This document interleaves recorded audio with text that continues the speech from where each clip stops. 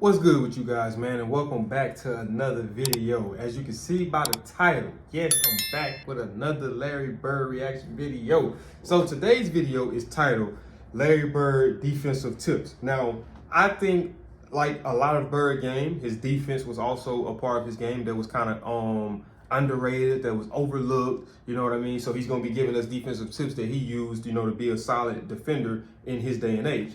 So with that being said, you already know the video gonna be some heat. You already know the other two Larry Bird tutorials I did was heat. So go ahead, just off the strength of that alone, make sure in the comment section we get Team Bird. Like I said, I'm trying to have Team Bird, Team Bird, Team Bird, Team Bird, Team Bird, Team Bird, Team Bird. But before we get into the video, man, do me a big favor, man. Smash that thumbs up button. Also, if you're new to the channel, make sure you subscribe. And when you subscribe, click that post notification bell. That way you be notified on all things Raw Sports Center. So let's get into this video.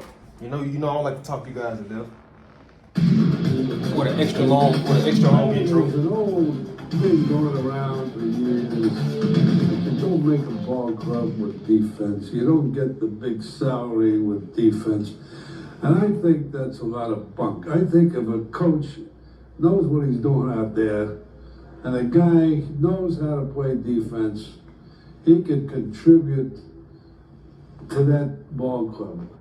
I think, me personally too, if it's any younger people out there, I think that defense gets you on the court quicker than offense. You know what I mean? I honestly believe that. Defense and hustle. So with defense and hustle, you will always have a solidified spot on the court. And after that, now you can start to kind of develop your offensive game more. Like I would say current, my era players, Tony Allen was more of a defensive guy.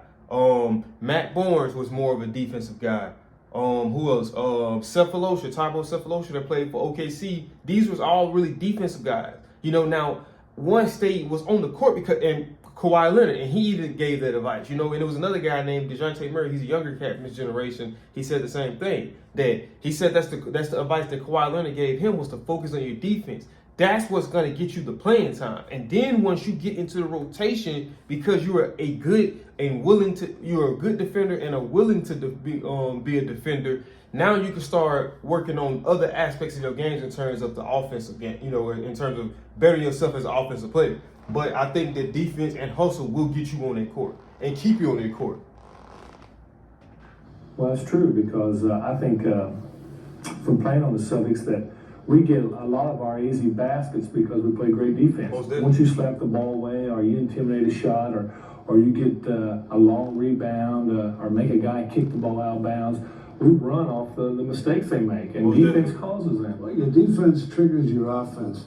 But basically, in playing defense on a man-to-man situation, you've got to have determination. You've got to be willing to sacrifice your offense because defense is work. It's hard work. And the guy that works so hard, he has to give up part of his offense. No question about it. Patrick Beverly too. But the guys that go out there and just talk about the defense, like from a standpoint of a full court press or a man-to-man defense or a two-man trap or all those crazy defenses, what is it? Work. That's true. You can play any defense and win. You know, the points you made about guys sacrificing their offense for the defensive end, we got prime examples on our team. Dennis Johnson is a great defensive player. He's a ball hawk. He gets all over the ball, and he anticipates a lot of offensive moves, enabling him to make a good defensive play. He's able to force key mistakes by the other team because he has good basic defensive maneuvers. Here, Dennis Johnson, guarding Danny Ainge, is going to show us how to play good individual defense. Basic defense. There are 3 to 4 very important parts you need to know. First is your arms distance away from your man. Second is your stance, with your shoulders in line with your knees, everything in line with your feet, and you're in a crouched position. The third, the most important, you need to know your man's strength. If he's better going right, you like to push him left. And as he goes that way, you slide your feet or shuffle your feet to try and catch up to turn him back the other way. And as he gets closer into the bucket, you want to body up a little closer to make it harder for him to get the 2 points. Hold a minute. Hold a minute. Dennis, I was watching you. I was watching your feet in particular. Do you advocate guarding a man with your feet parallel, or would you like the balance where you have 1 foot forward? Never straight up. I think always your feet, whether you're shading left to the right, should be always forward, either this way or this way, to control the offensive player. You notice how his back is straight and his head is up, how he's concentrating on Danny. Now that's very important. Also, we like to have 1 foot forward so you get the good balance and you can move easier laterally.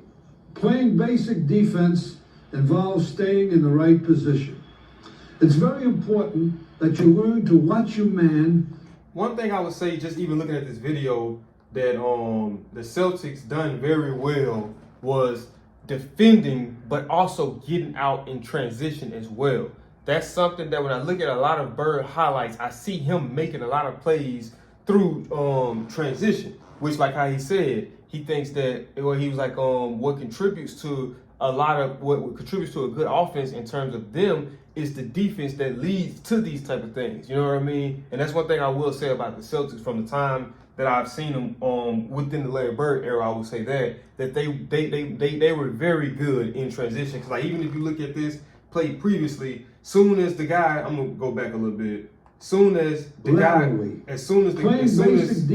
They defend this guy right here. Look at how everybody goes into transition. Not just one player, not just two, but all 5 players go into transition. Involves staying in the right position. Look at him. It's very important that you learn to watch your man, study him, and then be able to tell from his position what type of movement he's going to attempt. DJ will show us how it's done. As he jabs to my right, you take a step back. And to the left, my left, you take a step back. As he pulls the ball back up for a shot, you take 1 step forward with your body in front of him. When he puts the ball down, you know he cannot shoot the ball, so you back into your defensive position.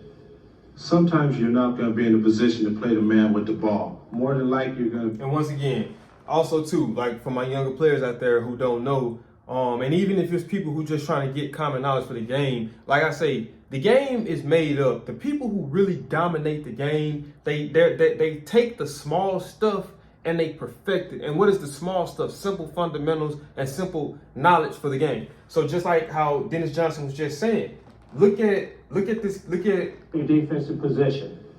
Sometimes you're not right here when the guy in front of him. When he puts the ball down, you know he cannot shoot the ball, so you back it. Right. So look at that. In this position right here, this guy cannot shoot from that low, right? So if he comes all the way up for a pump 9 times out of 10 from here, he's probably going to pump fake it, right? Because he's not going to come from all the way down here to shoot a shot. You know what I mean? Because at that point, you know, he will be smothered. You know what I mean? Unless he just has a shot like Bird. Bird has a kind of a high arcing shot. I feel like that's a little bit difficult to block. But like I say, it's just the small things, looking at that, and that what allows you to dominate. Because it's a limited things that he can do. That's just like if you're guarding a guy and he comes off his feet. If he don't shoot the ball, he's 9 times out of 10 passing that ball, right? Because if he come back down on his feet, that's a travel. So once you go up in the air, where are you going after that? You know what I mean? So it's like just picking up on those small things are the things that greats do. To get anybody who's a great defender, just look at how he's explaining that. Anybody who's a great shooter, like when Bird said, as a shooter, you want to catch the ball here. That way, it's an easy motion. You know, it's no wasted motion. To your defensive position. Sometimes you're not going to be in a position to play the man with the ball. More than likely, you're going to be in what we call a helping defense. That's with the ball at the top of the key. You guard your man out at the opposite side of the key. And what you would like to do is be somewhere near the middle or check up. And if your man breaks towards the bucket, you would like to take 1 slide back, pivot around, and deflect the ball down. Everybody wants to steal the ball, but it can be dangerous to try because more often than not, the offensive man will go by you and get free. Or you might even be called for a foul. Reach-in foul. Here, DJ describes the right way to go for a steal. As I'm playing my regular defense right here, at no time at all I'm ever thinking about stealing the ball. I'm trying to lead the man into a point of help or the best position I possibly can until that man crosses the ball across his body. And if that happens, I reach out, I flick my wrist without making contact and steal the ball. As a defensive player, you have to learn to react to picks and screens. And this involves communication and the basic defensive switch. Because the offensive man sets the screen and the back man on the defense calls the switch because he can see the play develop. Notice that DJ drops off Larry to help out in the middle, but that he stays within reach of the passing lane. As I said, I think that the back man should call the switch because he can see the play. But Larry disagrees. I think it should be the man getting picked because only he can tell if he can fight around the screen, which should be his first priority because it avoids a lot of mismatches. Well, I'll tell you, as long as you're talking and you have good communication. And for my younger players or for guys who don't know, the whole reason a lot of times for screens is to create those defensive mismatches. So that's like if you got if you have a small forward, right, or a shooting guard maybe who's doing a pick and roll. So the object of the goal is to get a mismatch. So if you have a power forward that's coming to set the screen, right, the goal is to get that power forward to be matched up defensively on a shooting guard or a smaller guy that's going to take him off the dribble. Or you want to get a small guy matched up on a big guy that's going to take him in the post. You know, so that's the whole objective of that. So I get what Bird's saying. Bird's saying that he think that the person who's being screened should communicate and let them know, I'm not going to be able to get around this screen. You need to switch, or let them know, don't switch. I'm going to be able to get around this. And if he stops me from getting around this, that's going to be offensive, a defensive penalty. If he's actually, I said penalty, but a defensive foul if he's preventing me from going around the pick. I'll agree. Maybe both systems could work. That's more than one Celtics way to can skin get it, everything towards the middle.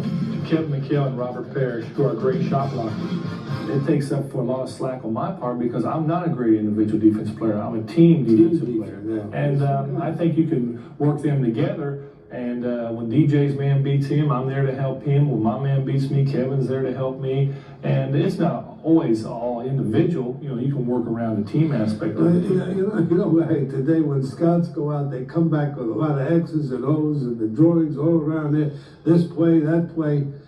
To me, that's a lot of munk. I believe so If too. you are concentrating and talking to each other and seeing what's going on, you could stop any play that way. You don't have to memorize the play because they could double cross you and have a reverse. That's right. Once you're geared to going one way all the time, all of a sudden they put that extra little backdoor play or something in there. It's going to mess you up. But speaking or talking on defense is a very important part. Robert Parrish is the best I ever played with. He's always talking on the defensive end. He never says nothing on the offensive end, but he's always talking on the defensive end to help you out. And I think it's very, very important. You know, Larry, there's an old saying, when you're tired out there, but you're so good that the guy's got to be out there, you never rest on defense. If you're tired, you rest on the offense. That shows you how important defense really is. Most definitely. Buck Williams is on the low post. Kevin knows he's got all kinds of help to the middle. Buck gets the ball, looks. Jerry Sistine comes down to double team. He throws it back out to the top of the key. As the ball is thrown back into Buck Williams, I anticipate the pass, steal it, look up towards, see DJ open, throw a baseball pass for an easy layup. That was a nice defensive play on Bird, part two. Bird was real Right, good. Bird was real You good. see what he does? Kevin comes in here to set a pick on Danny Ainge, who's Bird was playing the real defense good on Larry. at those backside, those sneak steals that you don't even see him coming. He kind of just creep around the corner. He was real good at that. But that's another one. That's another tutorial video that I will be reacting to. So probably after this one right here. But as you guys can see, man, that is it for this video. If you guys enjoyed this video, man, do me a big favor as always and smash that thumbs up button. Also, if you're new to the channel, make sure you subscribe. And when you subscribe, click that post notification bell. That way you'll be notified on all things Rob Sports Center. Also, like I said in the beginning, I want to see Team Bird in the comments, man. I want to see Team Bird, Team Bird, Team Bird, Team Bird, Team Bird, Team Bird. And you know, just like I always tell you guys in every single outro, what does the GOAT Drizzy Drake say? Just like just like the GOAT Drizzy Drake say, I missed that, I butchered that outro, but just like the GOAT Drizzy Drake say, man, I got these videos coming back to back. I'll see y'all in the next video.